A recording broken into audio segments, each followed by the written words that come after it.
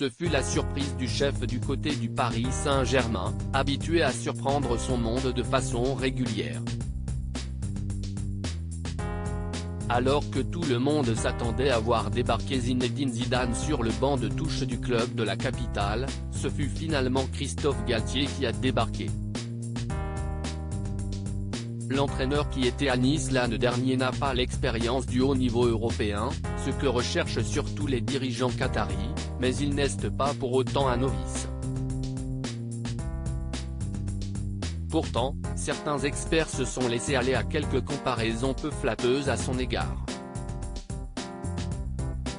L'un d'eux a carrément dit « On attendait Georges Clooney et on a eu Danny Boone », comme l'a si bien répété Julia Vignali sur le plateau de Télématin, qui recevait l'entraîneur parisien le 6 décembre dernier.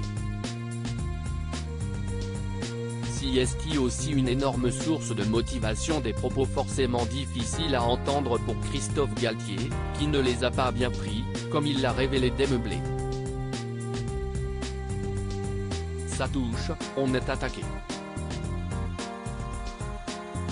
On oublie en fait ce qu'on a fait, car il y a un réel parcours avant. Mais j'ai trouvé les attaques un peu difficiles pour moi, difficiles pour ma famille, mais si est aussi une énorme source de motivation, assure le père de famille de 56 ans. Devenu une cible privilégiée pour les médias, mais également pour les hommes politiques, le natif de Marseille explique que le plus compliqué n'est pas forcément pour lui. Si est très difficile pour les proches, pour la famille, pour les enfants. Si est beaucoup plus difficile pour la famille que pour le joueur ou l'entraîneur, insiste-t-il. Dans une période où les réseaux sociaux ont pris un poids énorme, Christophe Galtier conclut en expliquant qu'il faut absolument se protéger de tout ça pour ne pas être trop impacté. Si les moqueries et les attaques gratuites sont légion pour le coach parisien, il ne reste pas moins heureux de pouvoir entraîner des joueurs de la trempe de Lionel Messi et Kylian Mbappé.